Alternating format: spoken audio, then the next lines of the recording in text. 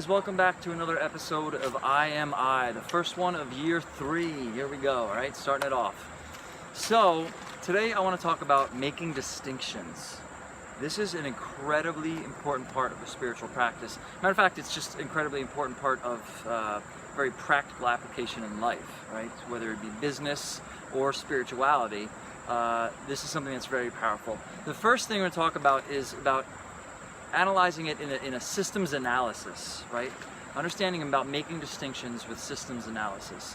So the first thing is to really understand the system in which you're working in. So this is very practical, like I was talking about if you have yogic breath and you take yogic breath into a cardiovascular program, it's not going to necessarily work because those are two completely different systems in which you're working, right? So it's really important to understand the system in which you're working. It's like making distinctions between the systems, even within a system of like ice skating, making distinctions. There's speed skating and there's figure skating. So if you're speed skating, you're going to use different skates because you have different needs than you would if you're doing figure skating, right? So if you're just because you say you're an ice skater doesn't mean you can do a triple Lindy. I think that's diving.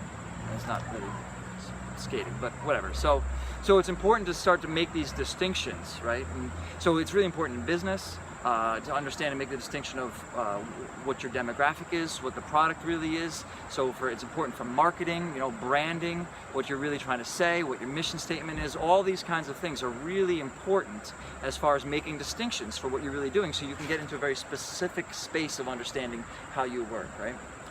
So as far as that in a practical realm, you have that then a distinction of the system that you're working in terms of when you get into spirituality, it's understanding that you're talking about operating in a completely different system than you have ever operated in, right?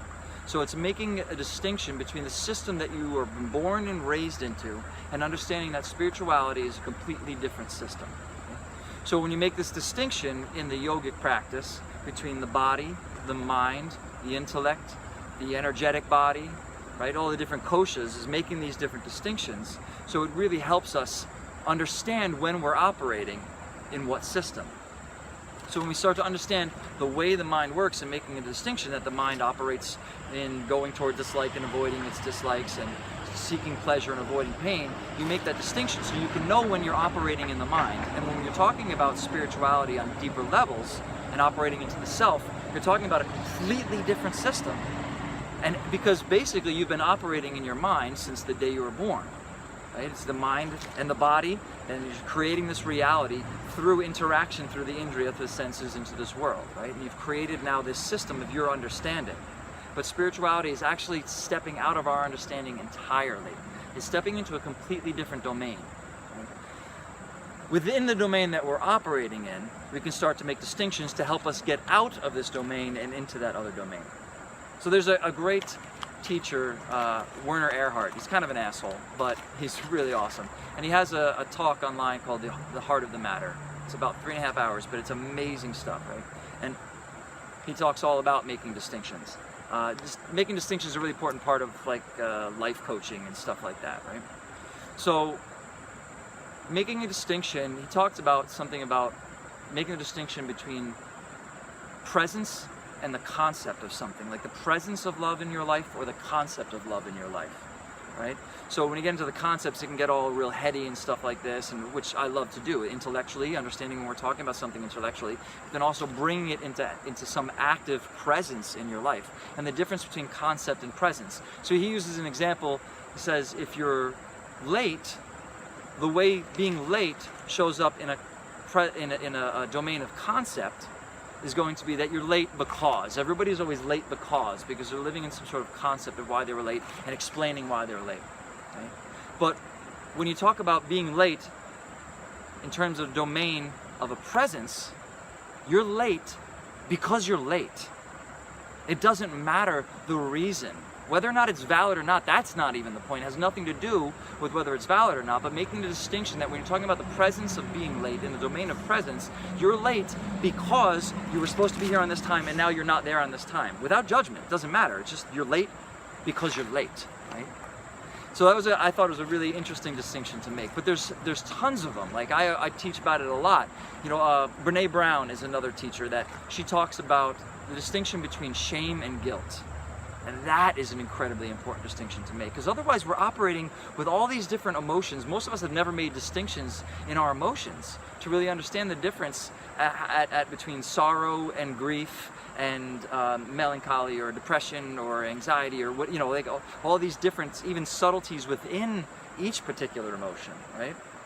So if you talk about the difference between shame and guilt, the distinction that Brene Brown makes is that guilt is when you feel that you made a mistake. Shame is when you think you are the mistake. And that's a huge difference. So most of us think that we even, I feel guilty about something. It's like, actually, it's tons of shame that you're feeling because you feel guilty about something. That can be a very empowering position. When you feel guilty, then that moves you into a space of rectifying it and taking ownership of your responsibility for your emotions and your actions. But shame is you don't want to take responsibility. You can't possibly look at it because you are the problem. Like you are the mistake, which is absolutely, of course, not true. But we all have that shame. And if we don't bring light to it, it just grows in the dark, in the shadows, right? So another powerful distinction is the difference between love and attachment, right? I heard a great equation: love plus selfishness equals attachment. Right? So understanding the difference between love and infatuation, right? And just to clarify these things in our lives, to understand the difference between love and infatuation, right? To understand, most of us don't even recognize that we might sexualize anxiety, or that we don't understand what these feelings are, and these feelings of attachment. We consider that to be love because when we're born and raised, we have these feelings of attachment towards our parents or something like that, because if we don't have that attachment, then we might fucking die. Which is another great distinction to make, because most of this stuff is we're just operating on programs of a child, like getting criticism when you're a kid, right? If you have criticism when you're a child, and your parents get angry, because they're just human beings and they will, and your parents get angry, and now you're afraid because you're afraid that they're going to no longer love you, so they're going to abandon you, and they're going to leave you, and you're going to die. So criticism, criticism equals death and abandonment, and that's just not the reality as an adult. But so many of us are still operating because we haven't made these distinctions that we needed to make as children, right? Or that we need to make as adults because we hadn't made them as children, because our intellects weren't developed enough to actually be able to do that. So we're still operating in the system, in the programming of a system of a child, right? So let's see, some more other distinctions that are good to make. Pain and suffering, I talk about a lot. Like pain is an essential part of life, right? So pain is half of life, or I don't know the exact ratio, but it's a large portion of life that if we are just living in the mind, which avoids pain and moves towards pleasure, then we're missing out on incredible experiences of life. I talk about in class, when you get a message, the pain, the physical response, it's just the physical feeling and the sensation is just a message that is sent to the brain, and then we get a story about it that calls it suffering, right? So these are like really incredibly powerful distinctions to make. Motorcycle riders. I just got my motorcycle license, so I'm pretty excited. These are really powerful distinctions to make that can actually absolutely transform our lives. Ones that can definitely transform your life and your relationships is recognize the difference between your shit and their shit. And recognizing your shit might actually be taking their shit on, right? That might be some of your shit. The only way I really know how to do that is to work through your shit. Because otherwise we're just looking at calling other people's shit. When you start to really get honest, when you start to really get humble, and you make a distinction between you and your body and your mind and your intellect, these are things that you have. They are not things, they are not who you are. You are not the thoughts that you have. You are not the emotions that you experience. And when you create some space between you and these thoughts, you'll start to recognize that you are operating ways that you are creating the hell that you're living in, right? Now, I'm not saying that the other person doesn't have some sort of responsibility in causing your pain, right? They may have absolute responsibility, but now you have, when you make the distinction, to actually be able to set healthy boundaries in your life and to take action to create the life that you want, it really making the distinction between what other people think and what is important and what matters and your understanding, but also how to step out of your understanding. So it's not just being like, some of us need to come into like owning who we are and making that distinction between their shit, like setting boundaries, and then further a little bit longer, further on, I can't fucking talk today. A little bit further on, you might be able to make that distinction of like, okay, I also don't have to be an asshole setting boundaries. Now I can actually be healthily setting boundaries. And this kind of making distinctions in your life will absolutely transform. It's the creative process. The creative process is about making distinctions, right? You take a piece of rock, right? It just like, maybe it looks like some other rock. Other people would argue that every rock, of course, is, you know, special and unique and distinct. But if you're carving something out of it, you slowly start to make distinctions. You start to take pieces away and make it something else.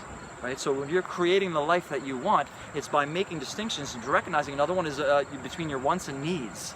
Most people don't recognize the difference between their wants and needs. These might sound like simple things, but you probably, unless you've really done this work, you haven't actually sat down and made the distinction in your life between your wants and needs. And that's really important, particularly in relationships. Are your needs not being met?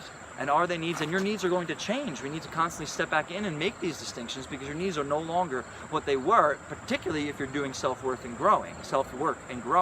And you're finding your self-worth, and you're able to separate yourself from your mind and humbly express yourself into a space deeper inside of yourself, that you're then able to look at your mind and see what is important, what needs to be changed. Maybe it's the way you are relating to the world that is causing your suffering.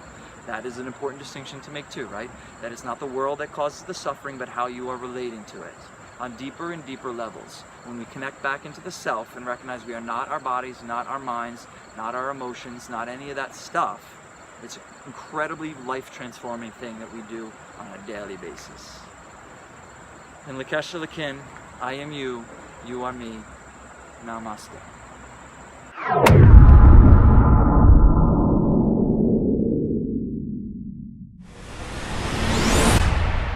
What? Too much? Oh.